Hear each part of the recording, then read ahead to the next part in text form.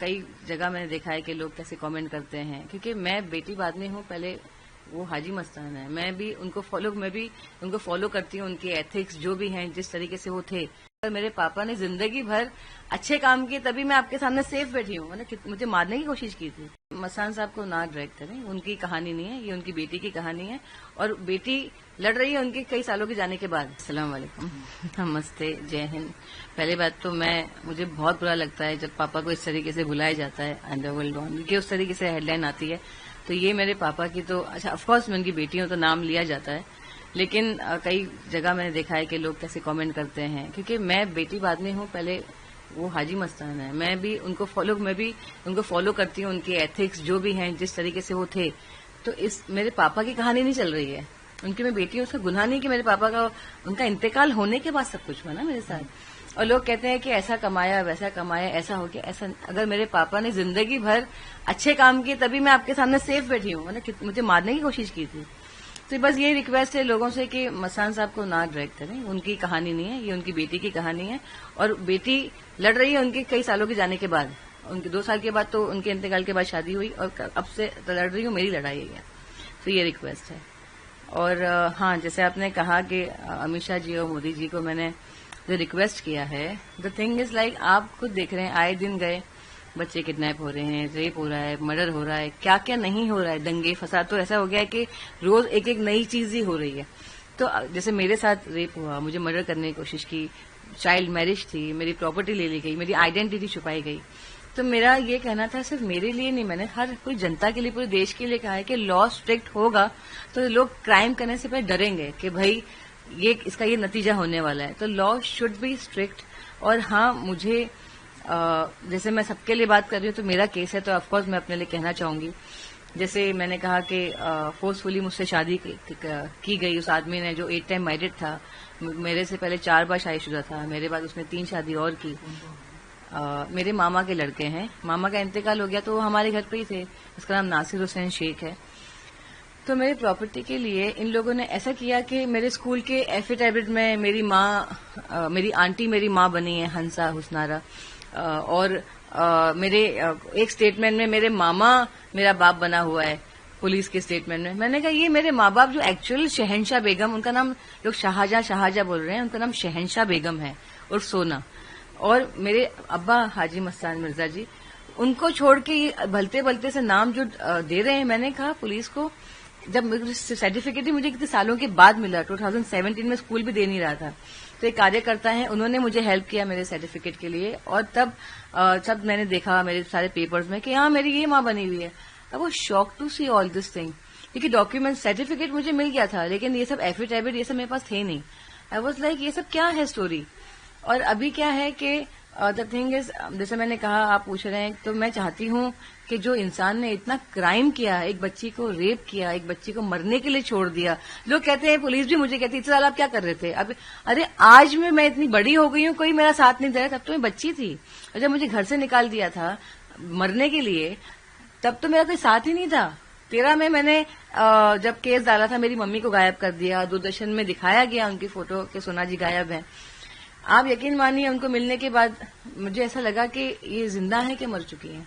सवाल ये आता है कि इतने दिनों के बाद आपने वीडियो डालना होता है, घटना कब की है और अभी क्या था? मैं 1996 की घटना है, 94 में इंतकाल हो गया था अब्बा का। तो घटना ये कि उसने प्रॉपर्टी के लिए try to rape me, then उसने फोर्सफुली शादी की, मम्मी को कह करके already we had sexual relationship.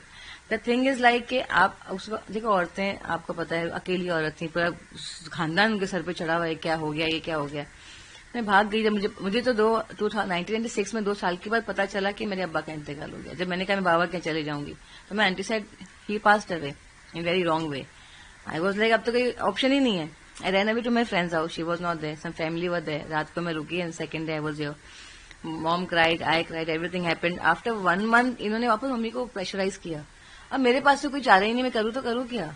अब आप सोचिए ना, मम्मी तो नहीं के बराबर थी, वो तो निकल गई थी, निकाह हुआ चली गई, वो थी नहीं घर पे। बट आप सोचो, आप रेप कर रहे हो एक बच्ची को, मम्मी के दिमाग में ये कि ऑलरेडी है एवरीथिंग। लेकिन आप मुझे वो जो चीखें हैं, वो मुझे जो दर्द है, वो मैं कैसे भूलूं। और वो आदमी, और ऐसा नहीं, आपके साथ ने पूछा इतने साल, मैं 12 साल की उम्र से भाग रही हूँ। I to run away to my friends house and I want her to come and speak कि yes she is not lying, she use to come to me, I to take a back. फिर उसके बाद I went to my ex husband friends house, twice I been, वो भी इतने सालों के बाद। ऐसा नहीं है कि जैसे बड़ी होने तक मैं भाग रही थी कि मुझे मारने की कोशिश कर रहे हैं, मैंने बाल निकाल दिए थे। वो सब दोस्त आके बोलते क्यों नहीं है कि मैं इतने न्यूज चैनल पे चल रहा है मेरा, they have to come and speak. कितने लोगों ने ये कहा कि मस्तान साहब का लिए क्रेडिट के लिए कर रही हो, ये सारे लोगों को पता ही नहीं है, वो मेरी फ्रेंड को ही पता नहीं कि हाजी मस्तान की बेटी है। मैंने तो कभी बोला नहीं, और ये जो भी लोगों के पास में रही हूं, नो बडी नो कि हु एम आई, मैंने बोला ही नहीं कभी। अब्बा की इज्जत का सवाल है, लोग कहते हैं अब्बा को लेके मैं कभी सामने नहीं आई। सीक्रेट डॉटर तो न्यूज चैनल ने इस तरीके से बताया कि इतने सालों के बाद में आई, और सीक्रेट डॉटर तो पहले के जमाने के एक्टर्स के होते ही थे। कि मम्मा हीरोइन थी तो वो चाहती नहीं थी कि, क्योंकि वो बहुत यंग थी मैं पैदा हुई हूं, तो शी वांटेड टू, उनका भी एक सपना है मुझे एक्टर बनना है ऑल दिस थिंग। लेकिन इसका नाजायज फायदा तो मेरे घर वालों ने उठाया ना। तो मैं, जैसे मैंने कहा कि मेरे अब्बा को लेके मुझे कोई क्रेडिट नहीं मिलने वाला है, और मैं खामखा हाजी मस्तान साहब की बेटी बनकर मुझे कोई सैल्यूट या कुछ दे नहीं देगा। मेरी इज्जत जा रही है कि देखो ये अपने अब्बा के बारे में लोग ऐसा बोल रहे हैं, क्या बोल रही हैं, कैसा आदमी था, क्या है, या मेरा भी तमाशा बन रहा है, मेरे अब्बा की भी इज्जत जा रही है, हमारी इज्जत जा रही है इसमें। लेकिन अब क्या करें, कब तक, आदि साहब ने कहा कब तक खामोश रहूं मैं, कब से लड़ रही हूं। वो आदमी मुझे मेरी बेटी को कहकर नहीं हम सेटलमेंट करते हैं, कोर्ट जाने मना करो, ये करो, मेरी तबीयत खराब, मैं तो 2 बार आके गया, मैं हैदराबाद भी गई, सोचा कि सेटलमेंट करें। जुहू में ही मेरा बंगला है, वहीं पे मेरा केस चल रहा था। क्यों पुलिस ने नहीं हेल्प किया मुझे, मेरे पास लॉयर भी नहीं थे, मेरे पास लोकल लॉयर्स होते थे, 500 रुपीज लेते हैं करते हैं, क्योंकि बड़े लॉयर्स की फीस भी होती है, और लोकल लॉयर्स उनकी भी, लॉयर की भी गलती नहीं है, वो जो काम कर सकता है वही करेगा, उतना तारीख लेता था बस। और मैं ही डेट पे जा रही हूँ, मैं रुकी हूँ, वो आदमी कब आएगा कोर्ट, वो आया ही नहीं। कोर्ट में आप गए? मैं गई हूँ 2016 तक, बैक टू बैक कोर्ट गई, फिर मेरी तबीयत खराब होने लग गई, मुझे टाइफाइड हो गया था। जैसे आपने कहा सुसाइड अटेम्प्ट, मैंने सुसाइड अटेम्प्ट फर्स्ट टाइम किया था जब इसने मुझे डिवोर्स दिया इन 2010। फिर उसके बाद मैंने सेकंड किया सुसाइड अटेम्प्ट मेरी मम्मी के इंतकाल के 2-3 महीने बाद। कुछ ऐसा मसला हो गया था कि मैं वो ले नहीं पा रही थी, और फिर मैंने अभी 2 साल पहले सुसाइड अटेम्प्ट किया, but because he was not ready to settlement करने को तैयार नहीं है। और उसने तो ये बात को कहने की डर लगा कि क्योंकि मेरा केस बंद नहीं हुआ तब तक, अभी तो हैदराबाद चला गया। तो आप सोचो मैं कितना परेशान होके, मतलब मैं ही ये सब करते रहूं। और मुझे एक बात समझ में नहीं आती है कि कोर्ट में तो हम पिस जाते हैं, तो मेरे लॉ स्ट्रिक्ट करने का सर, हम जिंदगी निकल जाती है हमारी सबकी कोर्ट में। कुछ ऐसा लॉ बनाए कि इनको सजा ऑन द स्पॉट मिले, क्योंकि कहाँ से लाए सबूत, क्या करें आप बताएं। बहुत अच्छा बना है, मैं तो धन्यवाद करना चाहती हूँ। मैं ट्रिपल तलाक के टाइम पे वहां पर थी, और ये सब बातें मैंने की भी कि मैं मस्तान साहब की बेटी हूँ, और मेरे साथ ये हुआ। और हमने बहुत कोशिश की, पूरी जी जान लगा दिया कि ये, जैसे हमारे इस्लाम में ये इसका मिसयूज हो रहा था, ऐसा नहीं होती तलाक। इतनी गंदी तरीके से मैंने कहा क्या तमाशा बना रखा है। लेकिन मोदी जी ने इस तरीके से वो जो पास करवाया बिल, और सारी औरतों की दुआएं हैं कि उन्होंने ये चीज से लोगों को एक छुटकारा दिलाया मुसीबत से, ट्रिपल तलाक के। तो अभी आप क्या मांग सरकार से या पुलिस से क्या मांग करना चाह रहे हैं, और किस लड़ाई है आपकी किस? मैं यही मांग करना चाहती हूँ कि मेरे मामा को, मेरे एक्स हस्बैंड को, मामा असगर हुसैन, नासिर हुसैन, इनको अरेस्ट किया जाए, क्योंकि इनके पास मेरी प्रॉपर्टी है, इनके पास मेरा बर्थ सर्टिफिकेट है। इन लोगों, इस आदमी ने मेरी जिंदगी खराब कर दी। एक इंसान की जिंदगी आप खराब कर रहे हो। मैं आज भी वो मेंटली ट्रॉमा से निकल नहीं पाती हूँ। मुझे क्या डिस्टर्बेंस है मेरे डॉक्टर्स बताएंगे आपको, मेरे डॉक्टर्स हैं कि भाई मेरे पास रिपोर्ट्स है कि मैं कितनी डिप्रेशन में थी। मतलब आप कैसे निकलोगे, एक बच्चा कैसे निकलेगा कि आप कर क्या रहे हो। और मुझे ट्रिपल तलाक का आपने जो कहा, ट्रिपल तलाक, मुझे भी ट्रिपल तलाक दी स्लम में जाके, रात के 11 बजे तलाक। मैं कहाँ जाऊं। मुझे ये एलिगेशन भी लोग लगा रहे हैं प्रॉपर्टी के लिए ऐसा कर रही हैं, तो ट्रिपल तलाक दे दी मुझे तो प्रॉपर्टी के, तो कब से लड़ना चाहिए था मुझे। मेरा ही पैसा है, मैं क्यों लड़ूं अपनी प्रॉपर्टी के लिए। मैं तो मांग रही हूँ give my money back, give my house back. आप घुसे हुए हो चोर की तरह। हसीन मस्तान में ये लड़ाई आपकी आइडेंटिटी से, आइडेंटिटी भी ले ली गई। आप बताइए कितना क्राइम है किसी की आइडेंटिटी लेना, 12 साल में शादी करना, उसको बच्चे पैदा करके मारने की कोशिश करना, घर से फेंक देना, ट्रिपल तलाक देके कुछ भी नहीं देना। 12 साल की लड़की शादी करके आप 19 साल लिख रहे हो। मेरे स्कूल के बच्चे भी तो है ना, हम एक साथ में पढ़े हैं। तो आप सोचिए इतने सारे क्राइम के बाद वो आदमी, और क्रिमिनल कैसे, वो रेपिस्ट है, क्रिमिनल है, इतने बड़े क्राइम की वो आदमी। लोगों ने कहा, मैं बोलना चाहूंगी क्योंकि देखती हूँ मैं कमेंट, लोग लिखते हैं अरे ये मुसलमान, कभी कोई मुसलमान गलती करता है तो अरे ये मुसलमान, कोई हिंदू गलती करता है अरे ये हिंदू, कोई भी रिलीजन को ले आते हैं। मैं सबसे कहना चाहूंगी, जो चाहे वो हिंदू हो मुसलमान, अगर वो ऐसी गलती करता है उसका कोई धर्म नहीं है, वो हैवान शैतान है। टेररिस्ट क्यों बोलते हैं हम? टेररिस्ट का कोई धर्म नहीं होता। तो वैसे ही शैतान और हैवान, रेपिस्ट, क्रिमिनल क्यों नाम दिया है? आप धर्म को मत लाइए, धर्म से क्या लेना देना। जो वाकई में मुसलमान है, वाकई में हिंदू है, वो कभी ऐसी हरकत नहीं करेगा। शैतान करते हैं ऐसी हरकतें।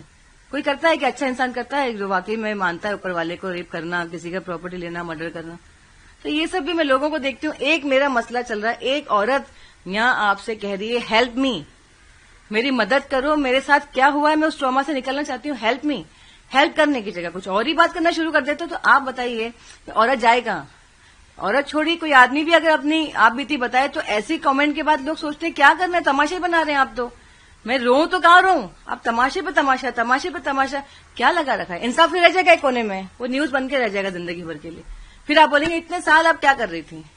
एक क्वेश्चन मार्क हो जाता है। फिर आखिर में क्या मांग करना चाहिए सरकार से, पुलिस से, क्या समझते हैं आपकी रणनीति के लिए? मैं तो सरकार से ये कहना चाहूंगी, सर जो लोग जैसे मैं हूं और भी लोग अगर आपके सामने आ रहे हैं तो हमारी आवाज आप तक अगर पहुंचती है, तो जो केसेस आ रहे हैं सर प्लीज हमें हेल्प कीजिए। क्योंकि आज के हमारे देश के प्रधानमंत्री श्री नरेंद्र मोदी जी हैं, अमित शाह जी होम मिनिस्टर जी हैं, तो हम किसके पास जाएं? मैं किसके पास मांग लगाऊंगी? जो देश चला रहे हैं उनको ही कहूंगी ना। और अगर उस पर तवज्जो दिया ही नहीं जाएगा कि कितने केसेस हो रहे हैं, लॉ स्ट्रिक्ट नहीं किया जाएगा, तो हम न्यूज बन के तमाशा बन के रह जाएंगे।